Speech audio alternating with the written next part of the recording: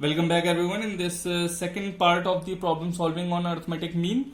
If you have not gone through my previous lectures on arithmetic progression, then first go through all the lectures, then you will be able to understand this carefully, clearly. So let's begin with this problem number 4. If the angles of a quadrilateral are in AP, x plus 10, x plus 20, x plus 30, then find the angles. Okay, so we all know that the angles of a quadrilateral are the sum of the angles of a quadrilateral is always 360. I have made the quadrilateral just to show you the angles. Okay, there are 4 angles and the sum of the angles of the quadrilateral is 360. So you will have to write that x plus 10 plus x plus 20 plus x plus 30 is equal to 360. Okay, now x plus x plus x plus x is 4x. 30 plus 20 50 plus 10 60 is equal to 360. Now 4x is equal to 360 minus 60. Okay, so 4x is equal to 300. X is equal to 300 by 4 is equal to 75. Now the value of x is 75. So the angles will be 75. See, first angle is 75. X plus 10 85, x plus 20 95, and x plus 30 105. So these are the 4 angles. If you will add them, you will get 360 finally. Okay, so easy one, just some geometry involved in it. If you are well versed with the concepts of geometry, you can solve this question. It's very easy one. So now let's move on to a tough question which says that divide 32 in 4 parts. Divide 32 into 4 parts which are terms of an AP. Okay, divide 32 into 4 parts which are the 4 terms of an AP such that the product of the first and the fourth is to the product of the second and the third term as 7:15. इसका क्या मतलब है question का? अगर आप इसको हिंदी में समझने की कोशिश करें तो आपको ये समझ में आएगा कि यहाँ पे कितने टर्म्स की बात हो रही है. सबसे पहले 4 टर्म्स की बात हो रही है. जब भी 4 टर्म्स दिखते हैं तब भी हम लोग क्या लेट कर लेते हैं? हम लोग लेट कर लेते हैं कि हमारे टर्म्स जो हैं वो है a minus 3d, a minus d, a plus 3d और a plus d and a plus 3d.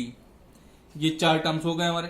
अच्छा बेटा, इसी क्वेश्चन को ये लोग लैंग्वेज चेंज करके भी दे सकते हैं. ये कह सकते हैं कि divide 4 terms which are in AP such that the product of the extremes, ये देखिए एक्सट्रीम पोजीशन पे है, to the product of the means, ये दोनों मीन पोजीशन पे है, मतलब बीच में है.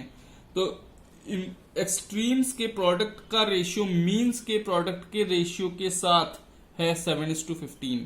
तो इनका कहने का मतलब है कि आपको फर्स्ट एंड द फोर्थ का प्रोडक्ट करना है जो कि होगा a माइनस 3d और a प्लस 3d, और उसका रेशियो या उसका डिवीजन, रेशियो क्या होता है? डिवीजन निकालना है बीच के 2 term second and third term के साथ. तो वो हो जाएगा a minus D into A plus D और वो आएगा 7/15. तो अगर हम लोग देखें तो ये कुछ आइडेंटिटी सी बन रही है a minus b a plus b की, जो कि होती है a square minus b square. तो आपको मिल जाएगा a square minus 9d square upon आपको मिल जाएगा a square and minus d square is equal to 7/15. अच्छा, एक चीज हम लोग यहाँ पे थोड़ा सा मिस कर गए बेटा कि ये 32 जो दिया हुआ था इसको हम लोग को पहले ऐड कर लेना चाहिए था. चारों टर्म्स को ऐड कर लेते तो आ जाता 32. तो इसको जरा साइड में कर लेते हैं.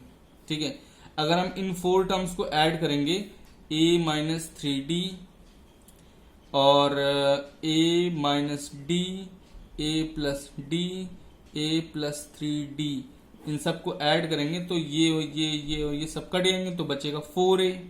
और ये इक्वल है 32 के, तो a की वैल्यू कितनी आ गई, 8 आ गई।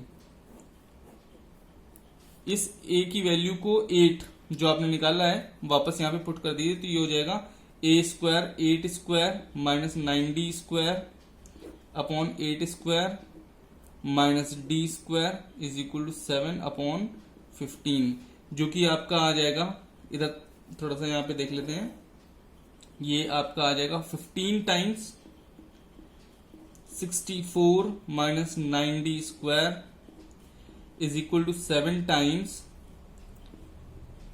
64 माइनस डी स्क्वायर। इसको ओपन करेंगे, मल्टीप्लाई ना करिए अभी, ठीक है, तो इसको लिखिए 15 into 64, 15 into 64 minus 15 into 9d square is equal to 7 into 64 minus 7d square. ठीक है, डी स्क्वायर से एक साइड कर लो और ये नंबर्स जो लिखे हैं इनको एक साइड कर लो। 15 into 64 minus 7 into 64 is equal to, ये इधर जाएगा पॉजिटिव हो जाएगा, 15 into 9d square minus 7d square. अब इधर से कॉमन क्या ले सकते हैं, डी स्क्वायर। अब अंदर आपको मल्टीप्लाई करना पड़ेगा, तो ये हो जाएगा आपका 9 5 जा 45, 5 4 9 135 और माइनस 7, और इधर आपका आ जाएगा 64 कॉमन, अंदर बचेगा 15 माइनस 7। तो अब आपके पास इधर देखते हैं क्या बच रहा है, 64 इंटू 15 माइनस 7 होता है 8 और इज इक्वल टू 135 माइनस 7 होता है 128 डी स्क्वायर। अब ये 128 नीचे आ जाएगा, 64 into 8 upon 128 is equal to d square. 64 सी कैंसिल हुआ 2 टाइम्स, ये कैंसिल हुआ 4, तो d square is equal to 4। This gives you d is equal to plus minus 2। D की वैल्यू आ गई प्लस माइनस 2।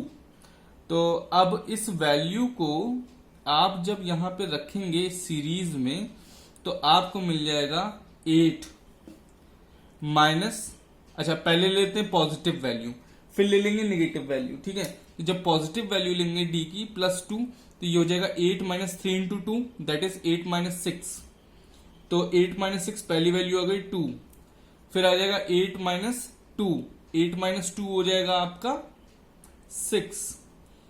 4 का डिफरेंस आ रहा है, इसमें 4 ऐड करो, ये हो जाएगा 10 और इसके बाद की वैल्यू हो जाएगी 14। जब आप माइनस लोगे तो आपको मिल जाएगा 14 आगे, फिर 10, फिर 6, फिर 2।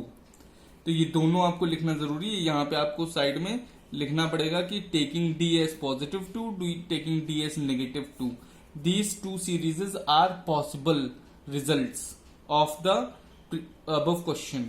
ओके, अब इसके बाद एक प्रॉब्लम और है सिंपल सी, वो भी देख लेते हैं। ये आपकी एक और प्रॉब्लम है, इसको भी देख लेते हैं क्या है। The sum of first 3 terms of an AP is 48। ठीक है, फर्स्ट 3 टर्म्स का सम है 48। तो यहां पे कितने टर्म्स की बात हो रही है, 3 टर्म्स की बात हो रही है। ठीक है, अच्छा, if the product of the first and the second exceeds 4 times the third by 12 then find AP. तो यहाँ पे 2 इक्वेशन बनेंगी। एक इक्वेशन तो आपकी होगी कि 3 टर्म्स की बात हो रही है, तो सबसे पहले हम लोग लेट कर लेंगे कि a minus D, a and a plus D R the terms, और इनका सम कितना है 48 है। तो हम लोग लिख सकते हैं कि a minus d plus a plus d is equal to 48। तो ये हो जाएगा आपका cancel, 3a is equal to 48, a is equal to 48 upon 3, जो कि आ जाएगा 1 6 16। ठीक है, the value of a is 16 now. Okay, तो अब इस वैल्यू को वापस रख देंगे तो हमें सीरीज क्या मिल जाएगी, 16 minus D, 16 and 16 plus D. अब ये कह रहे हैं कि the product of the first and the second, तो फर्स्ट और सेकेंड तो हो गई ये दोनों टर्म्स, मतलब 16 माइनस डी का प्रोडक्ट 16 के साथ, वो थर्ड टर्म के 4 टाइम्स, थर्ड टर्म के 4 टाइम्स से भी ज्यादा है। कितना ज्यादा है? 12 ज्यादा है। तो ये जो क्वांटिटी है ये थर्ड टर्म के 4 टाइम्स से भी 12 ज्यादा है। तो पहले तो थर्ड टर्म का 4 टाइम्स कर लेते हैं, और अब इसमें 12 और ऐड कर दें तब हम इसके बराबर होंगे। तो हमें मिल जाएगा 16 into 16 256 minus 16d is equal to 64 plus 4d plus 12। अच्छा, अब आपके पास 256 है और आपके पास इधर 64 है और 12 है, तो ये दोनों ऐड हो जाएंगे, 64 और 12 बन जाएगा 76। इसको लिख लीजिए 76, और ये उधर जाएगा तो हो जाएगा प्लस 4d प्लस 16d। अब ये 76 इधर आ जाएगा, 256 माइनस 76 हो जाएगा, और इक्वल होगा वो किसके? 20d के। तो जब ये माइनस करेंगे तो ये 0 हो जाएगा, ये 15 में से आपके 7 जाएंगे तो आपको मिलेगा 8 एंड ये 180। तो 20d इज इक्वल टू 180 और 180 upon 20 is equal to d। d की वैल्यू आ गई आपकी 9। तो आपको फाइंड क्या करना है? आपको AP फाइंड करनी है। तो अब आप AP फाइंड करने के लिए वैल्यूज पुट कर दीजिए, 16 माइनस 9, 16 एंड 16 प्लस 9। तो ये तो हो गया आपका 7, 16, 25। ये आपकी सीरीज बन गई। इसी के साथ ये कुछ इंपॉर्टेंट प्रॉब्लम्स जो मैंने आपको बताई हैं इनको आप लोग लगा लीजिएगा, घर पे सॉल्व कर लीजिएगा और प्रैक्टिस करिएगा। Till then wait for the next lecture. Have a good day.